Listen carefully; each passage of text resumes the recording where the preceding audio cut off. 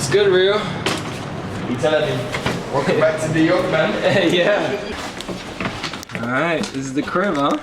Studio, the lab, everything. Everything. What are we watching? Created. Right now, Anderson .Paak is on TV. This is motivation right here. Come on. Rio, how are you? I'm good, man. I'm doing real good. In fact, this is like probably the first time this year where I'm finally good. Do you know what I'm saying? Good. Yeah, like not like depressed anymore. Like in a way, like I think I was telling you earlier this year, like it was slow for me, like work wise. I don't know, things weren't connecting. I was always like, I was saying to my mom earlier as well, I was always like a second too late to any opportunity where I was so close to getting something and constantly fell through every time. Right. But now, you know, I'm at peace with myself. Like I was kind of flexing with someone recently, like, bro, I've had no drama in the last month and a half, like no drama at all. That's a big flex. I haven't argued with no one in like 2 months, bro. That's a flex. Like I have like no, and my friend was laughing. I was like, when's the last time you was like, 2 days ago? I was like, see, I don't have that. I'm loving it here, man. And like, I guess I'm just like realizing, in a way, like finding me. I'm in my early 20s, so I'm 22 now. And I think like it's so different from 20 and 20 is also so different from 18. Yeah. 18 is a baby. So 22, like going into 23, I'm like, I kind of know what I need to do. Like I don't really need to ask for help now. I've already made the mistakes.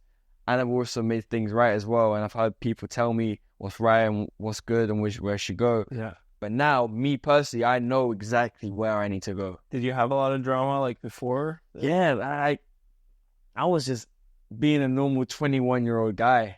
Like, So you kind of attract. yeah, I was attracting it. I was like having way too much fun. Well, I don't know if I don't class that as fun, that much fun anymore. It was good times, but just being young and dumb and like just having fun, honestly, just partying a lot. So I mean, like what you said too, you know, like 18 as a baby in that sense. Yeah. You know, moving into 23, you've done those mistakes. yeah, You know, and you felt for them too, you know, and like, but some don't learn from it. Yeah, no. So it seems like you. Yeah, no. In that sense. Yeah, it wasn't just me. I mean, it took 5 months for my mum keep telling me, do this, do that, do this, do that. And I kept seeing it, like her telling me every time, being like, nah, fuck that. I'll get to that later on. And I'm always leaving the back of the room. And then always now I turn around and then basically the room is now filled with all other problems. Yeah. But the main thing is just the easiest thing is just do what I was already good at. Right. And don't take time off. So yeah. Because like you're probably more ready for whatever opportunities that comes around now. Yeah, of course. Than what you were before, right? 100%. If I had like an opportunity or ideas I'm doing right now 4 months ago, it would have been a high and by. It would have been done. Like nothing would have came good from it. Because you had a couple big ones coming. Yeah. I had big ones throughout the years. I had 2 where you know, that actually could have changed your life. Yeah, man. I remember this other time, with the second time, I was looking at cars. I didn't even have a fucking license. And I was looking at cars and shit, and I was like, oh my God, like, this is it. So you jinxed it. I really fucking did. Like, now, I bet you my next big contract I get, I won't believe it until like I look and I'm like, oh shit, I'm actually doing it, you know? Because I'll downplay it, because the last 2 times I was like freaking out to my mom, like, oh, this is it, this is the one.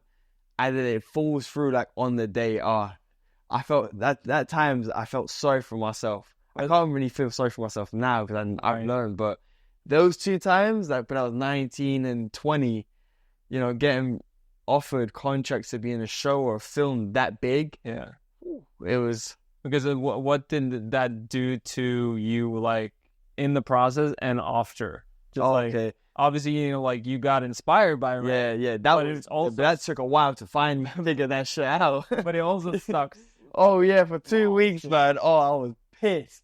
I was so heartbroken. My mom felt bad for me. Even my siblings felt bad for me, because they was like, damn, because they knew like if that would have worked, whatever they were doing, it would have just benefited them as well. Yeah. So I was for those 2-3 weeks. Yeah, did you feel like a responsibility type of thing? Yeah, when it got to that moment, I felt like I fumbled the bag, like I bottled it. I was like, "There's no way." My family knew how big it was, and I thought I came out there decent, but I knew I bottled it, and I was like, "Shit." How was your head then? Like After that, I was drinking a lot of alcohol. Then I was like, after that, I was like proper going through it, man, and I was like, "Oh fuck it, if it happens, it happens. If it don't, it don't." And I kept on blaming it, like, "Oh, it's fine anyway. I'm 19. I'll figure it out." And I was like, no, because then there's 19-year-olds that are way ahead of life doing crazy shit already. So I was like, nah, wait, hold on a minute. People like Tim Burton and shit have spoken to me on Zoom. And I was like, whoa. And when my mum's really sitting down talking to me, a lot of times it'd be me and my mum, where she just tells me stuff. And when you really realize it, and we watch a certain movie sometimes, and I'm like, wow, he directed that, man. He asked about me, and he knew who I was and knew my name, and he saw me and said, yeah, let's bring him to the chemistry test. That was like, when I realized that, I was like easy on myself after. I was like, do you know what? Didn't work out. We'll go again. Yeah, so was your mom like that kind of put it in perspective? Oh yeah, my mom was just like, just push it. Like, that's one. You're going to have 100 more. Yeah. So you just keep doing it every time. And just don't lose sleep over it, I guess. That's my lesson to myself. Yeah. I try not to lose sleep with my passion.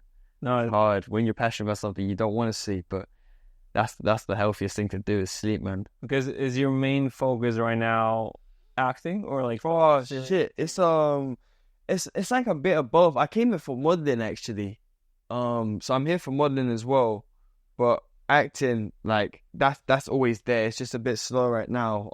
Since the strike's over now, I think production or even roles that would suit me are not really out there on the table right now. You know, I spoke to my team and they haven't really found anything that's gonna suit me playing. So I'm just kind of waiting right there. But then also from, I guess, waiting, when you're in the creative industry, a lot of times in your life, one day I'll look back at this 10 years time and be like, damn, I love this kid here. Yeah. Because I'm in this small apartment in New York and figuring it out, you know, on a budget. And I think 10 years will be sick. So what the hell was I saying just before?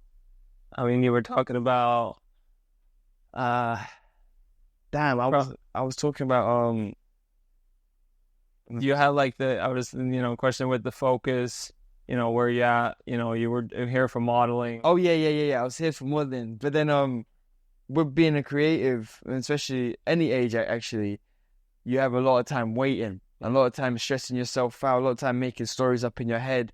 Oh, I'm not good enough for this, or this don't suit me, or damn, how does this person continuously get this job? Well, it's easy. They put in the work. You gotta realize how lazy and how much more you can even do. When you start working out, you do your last push-up, now you can easily do one more. It might hurt, but as long as you know you can do the extra one than others. With me personally, when I have all this free time, I'm thinking, when I'm seeing so many people who I follow on social media do great things, I'm like, people don't much think I post much. I don't post, and they don't think I do much. But I'm already plotting, like, okay, I already studied how people are doing things. Yeah. So I'm like, that's how we did this. And people that are in the kind of same career as me as well, I watch how they do it, and I'm always quiet. And so you kind of analyze. I'm observing everything. So when you have that time, don't have that time to just be like, oh man, I'm just gonna wait till my agent calls me, and this and that. Your next call, your agent could be, listen, man, you're not getting anything, you're done. Yeah. That's it. We have to terminate the contract. So you got to figure out, and it could be 5 days away, and it could be 3 months, it could be a year. I've waited 10 years, and I'm like, I'm still not even close to being in a professional acting environment. Even though I have, there's so much to learn from me. Yeah. So with that, when I was just shooting this project last year called Lake George, which you was in it, that I had a lot of more power in that. I was the youngest, first of all, which was crazy. I was 21, and I was playing a character called Raim. And I got onto this project a year and a half before the script production even started. Yeah. So I had so much control when I was talking with the director. We're talking about it, and every time he's like, we should asking for my input, and I'm like, I'm just a beginner at acting. Like, So you had like a lot of imposters. Oh my god, yeah. So when we went screened at Cannes, it said co-producer Rio Thake, and I was hyped because I was like, damn, I did put stuff in, and that also made me fall in love with behind the camera work, even seeing how you work. So then when I was watching him write, it got me an idea, and since I've been in New York the last month, I've been writing and putting pinpoints of my life together into trying to change it into a show, a cartoon show. Sick. Now I want to put this out now because hopefully no one steals any ideas or gets inspired. No, I mean that's one thing too. Like before you move on, like stealing ideas. I've been talking about it lately too, and it's just like at the end of the day, that's why like I'm trying to put out way more stuff all the time because I get in my head too. Yeah, bro. Yeah. And then like I can put out an idea, and somebody can steal it. Yeah. But to be honest, like I have way more confidence now. Yeah. Like confidence to make sure that I have the best depth in what I do. So if they steal the idea, it won't be the same at all. Right. Okay. Because like at the end of the day, like I know what I can bring to that idea. Yeah. So obviously if you talk super specific, like every detail, that's something else. But like if you just put out like a like a pilot or something, or like it's like a reference photo, like like bro, like at the end of the day, like it's like we steal and take all day. Yeah, to be honest, we copy everything. So at the end of the day, like what we create is just obviously a combination of everything that is around us. Yeah. So what you put out, like if you talking about your idea right now, it's like, yes, that can spark something, but that will also be, let's say, interfered with all the other shit that they care about, or like, they have around you. Mm-hmm. They will never be. It will never be the same. No. Yeah, exactly. So I've been writing that. I just finished the first episode, pilot episode, I guess you call it, draft. Oh, sick. So I've been writing it, and my little brother, he's just going to film school for filmmaking, video editing, writing, all of that. And my other little brother, Romeo, he's an artist. And for some reason, I still can't fucking get a hold of him. He's 15. He doesn't text back. It's been like 6 days I've been trying to call this fucking kid, and he never answers the phone. So I've been asking my mom, like, get a hold of him because I have an idea for him to draw. So with this month, I've had a lot of free time because I've just got here. So I'm like planning what I've got to do whilst I'm out here. I've just been taking myself everywhere alone. Like I said, later on tonight, I'm going to a concert by myself because that's literally how I get inspired. I meet so many people and I'm like, that's a story there. That's a story there. That's a character I can now write into this thing that I've created. And you have started to narrow down the process of where you find your inspiration. Oh, 100%. And how you can adapt to that in the creative process. And it's honestly, I guess it's my character. It's me. It's like my alter ego, but it's honestly the reality of being a normal human trying to make it in a creative world when everything's against you. It's like, at the end of the day, like something that I also been trying to tap into way more is just life in general. Yeah, life. Like I kind of told you, like today, like, or this year, it's been like more life than ever. Yeah. So like the more life you can apply in the creative process. Yeah. Like you feel like you're doing now, right? Yeah, of course. Yeah. Like, then it becomes yours, you know? Of course, yeah. And which makes it unique, you know? Yeah, I know. That's why I'm like, as I'm writing this, I'm like, this is so sick. Because I'm like, it's literally, I want to make a 20-minute episode of a normal guy going to his normal 9-to-5 job, but with influence of his friends, and and his friends have normal 9-to-5 jobs, but they all have their childhood dream they're still trying to pursue in their early mid-20s now. And you'll see, when I'm writing it, you'll see the times he scrolls through his emails, no update, nothing's there. Oh, summer's leading, cancelled again. But you're going to keep seeing this character that I keep writing about try. Because at the end of the day, it's still what I'm doing now. I'm only 22 and I haven't given up yet. I started 10 years ago with this mission I've been wanting to do and this career I've been wanting to take part of. And I'm still trying. I've come close. I've been like, times I've been like, oh, fuck this. I'm done. Yeah. But then I'm like, I'll like go back and look at my young self and I'm like, nah, there's no way. I've just started. No way. So it's literally a guy just trying it out, figuring it out. It could be love life. It could be he wants a promotion in work. It could be, damn, I need to figure out this project. I have to fund it. it's all of that into it, and it's all comedy and like in a way a safe space for anyone that watches it that can relate. So it's like it's in a way like it talks about all the problems going on in the real world, but in like a comedy way. Yeah. So don't take it too hard. I mean, have you talked about this idea to a lot of people? No, handful of people. So it's funny that I'm saying it right now. How does it feel to say it? It feels sick, man. Because I'm like, damn, I'm really did, bro. I left school at 12. I didn't know. I taught myself how to read at 14. Yeah. I didn't know how to read. So like, how the fuck have I got to the point where I'm writing in the space of 6 years? How have I got to the point where I'm now like, oh, I want to write a TV show. Yeah. Like, I want to be an actor. That's it. Like, I love to be an actor. But even like creating something and seeing it come alive, like that's what I want to do as well. So like yesterday, I came from having lunch at this Mexican spot and walking. I'm seeing so much commotion, literally down that road, bro. And I'm like, what's going on over there? And they're shooting a movie. And I see Austin Butler standing there with his script. Oh, yeah. And it's the movie he's shooting with, I think, Zoe Kravitz and Timothy Chalamet. And I'm like, oh, shit. And I've just called my mom and I'm like, on FaceTime, I'm like, look. And they're shooting just down there, like a car scene. And I'm like, my mom's like, that's going to be you one day. And I was like, hell yeah. But I was like, just watching it, like, it was packed out, like, police, everything, just for one guy to do a scene. And I'm like, that's where I want to be. I want to be just there.